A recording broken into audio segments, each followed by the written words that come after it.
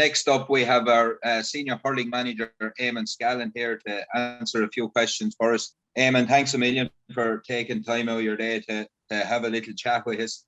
I suppose, without beating around the bush, how difficult is this period with regard to management and being over an inter-county team? Oh, sure. Look, I mean, if we're to be honest about it, it's almost impossible. But the only thing, I suppose, is everybody is in the same boat and there's no real advantage being had by anybody. I suppose with the 5 kilometre rule that's there at the moment, and with the pitches being closed and one thing and another, there's only so many things you can do, you know, and there's a lot of programs being put in place, but you're depending on the players to buy into it and do the stuff themselves while at the same time being responsible. But ultimately, what's happening is a lot of players are on their own, doing their own stuff. And, you know, it's not just really the GAA in relation to my next point, but it's with school. You know, I'm in there, I'm teaching myself. It's with the lads, it's with work.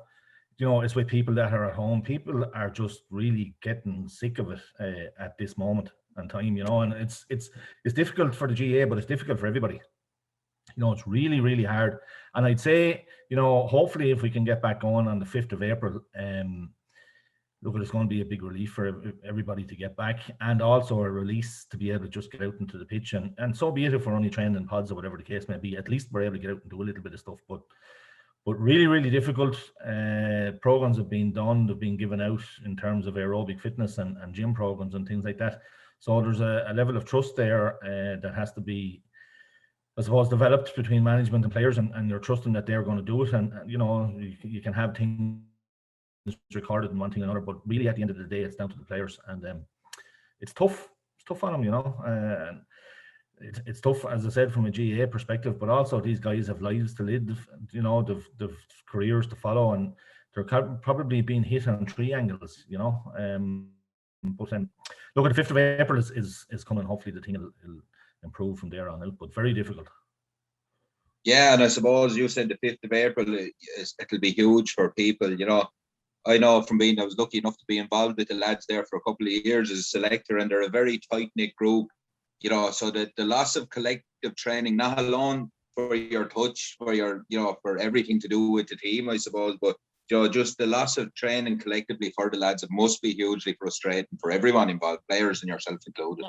Absolutely. And from, you know, there's things here that, you know, we haven't touched on before in terms of well-being and mental health and things like that. And, you know, these are issues that have crop up, and it's kind of bringing a whole different angle to management as well in terms of having been able to cope with this, you know. And, you know, it's very difficult, very, very difficult to you know, you're probably looking at somebody at an inter-county level that's sitting at home working online most of the day, and then instead of being able to get out onto the pitch in the evening, you know, they're probably doing strength and conditioning because it was over the winter, maybe in a room in the house or something like that. You know, everything is really, really confined, and but it has, and it is going to throw up things along mental health and well-being, you know, and while we're all in it to try and get the best out of the players and to win something, we've been involved in lockdown now for so long that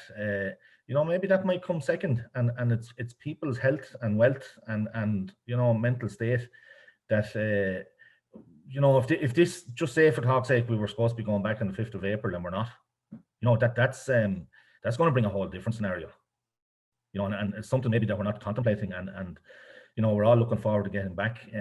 But I do think people are at just the end of the tether here now, you know, and they've been very responsible and they've done everything as they should. But the countenance maybe being told on the 5th of April that you're not going back, I think will bring a whole different outlook and a whole different scenario to this, you know. But a couple of things I know from a school perspective, dealing with students as well, you know, it's not just about fitness from GAA, it's not just about strength and conditioning, you know, mental health, well-being and things like that are all to the fore there at the moment now, and there's, you know, I'm sure there's managers all around there and dealing with that with players as well. Yeah, and look, I suppose even from my own point of view, it's the long evenings now as well. You know, you're looking into a long evening there. The evenings are stretching out, and there's nothing to do, nowhere to go. Even for people like, I suppose, my own father who loves GAA, he'd go to a match anywhere. You know what I mean? These are all people as well that are hugely affected by the whole thing as well. You know.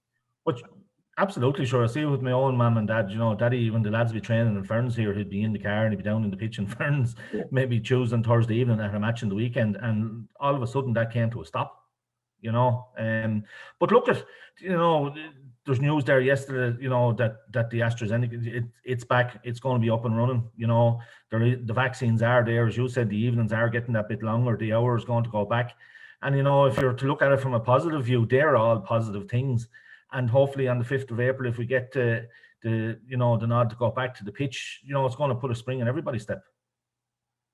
Yeah, and I suppose, I know you're not one to look back, but looking back to last year and Kildare beating you and going on to win it, whoever beats Wicklow seems to go on to win this Christy Ring, unfortunately, even where we were involved in. Yeah, well,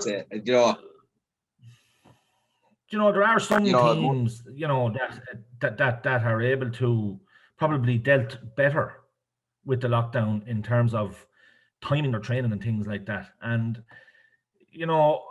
we done a phenomenal amount of training last year. And we were coming right at the right time. And the next minute, the lockdown hit us. And it was very difficult to get back up and running after that in the short space of time that we had. And now, having said all of that, it was interesting to read some of the things that were coming out of the Limerick camp after their All-Ireland, and the way they seemed to be, fresh and on top of the ground. And Paul Kinnerk made the point that sometimes less is more, and arguably they got the timing of their training right. So you could say, Kildare got the timing of their training right as well.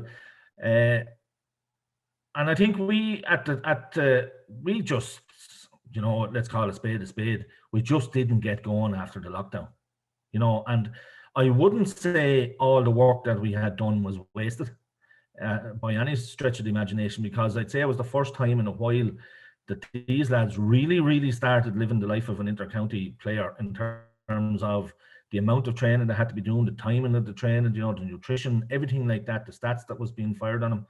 And even there this year, we brought in, there's a new strength and conditioning man in there, and with a new coach in there, and there's been a lot of work going on with teams meetings, online and things like that over the last couple of weeks, and there's a bit of fresh blood after coming in there, and it's after reinvigorating the thing, So whatever about Kildare going on to win it last year, I thought we were flat when we got back to the pitch, and it showed in the display against Kildare.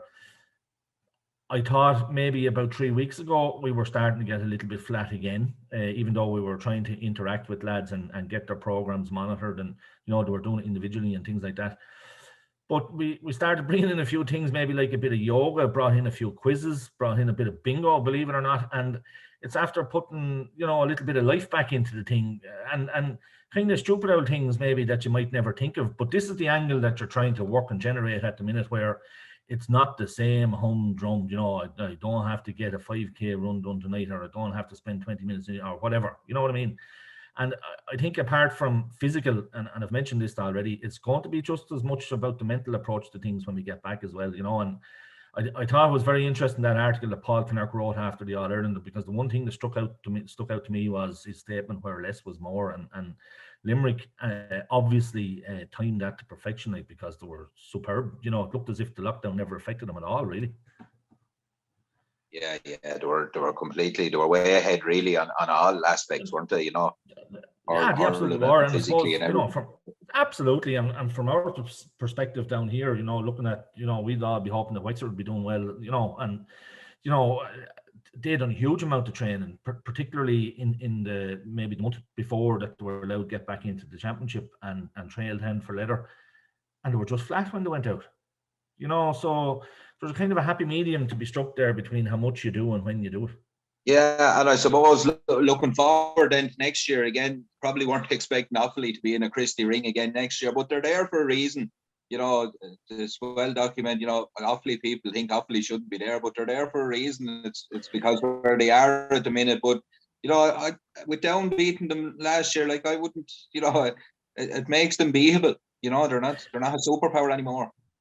Yeah, no, well, look, I mean, I remember I was asked to go to a county board meeting one night and just put my views forward on a couple of things, and Jack Napier was at it, and he made a point, Offaly have won All-Ireland Senior Hurling finals in all of our times, and I wouldn't write off Offaly now. I've had to deal with them on a couple of occasions over the years now, and I can tell you they're not simple. The funny thing about Offaly is the quality of the club hurling up there. It's while there might be that many senior teams in it, it's competitive and it's tough. And you're looking at Coolderry and Kilcormac, Callaghy and places like this. Like, these guys have been involved in Leinster club hurling finals over the last good few years, and so they have a core group of players there. As regards Down beating them, I wasn't surprised at that at all. The one team that has caused us the most trouble since my time in Wicklow has been Down. They're very fast. They're brilliant stick men. I thought they actually underperformed against Kildare, but I thought David Hurty had a very good job done with Kildare, the way he set them up to counteract Down's running game in that Christie Ring final. And I think Kildare deservedly won it on the day. But Down, I wasn't surprised Down. And you remember that match against Down was up there as well, and it would not have been easy for Offaly. Yeah. But I suppose the one thing I was looking for, the one thing I was looking forward to last year was getting Offaly down in Ockram to see how the lads would have performed that day, and sure, it wasn't to be. But, I think it's a dangerous thing to say that they've gone back, because when we played in their last game, they gave us quite a hiding in it, But I would love to have seen how the guys would have performed. Now, all things being equal, down in Ockram, Offaly coming, and it surely would have brought a crowd, assuming there was no COVID or anything like that. And it would have been a kind of a day out. Just the hurlers would have got a bit of exposure now to see how they would have coped against a team like that.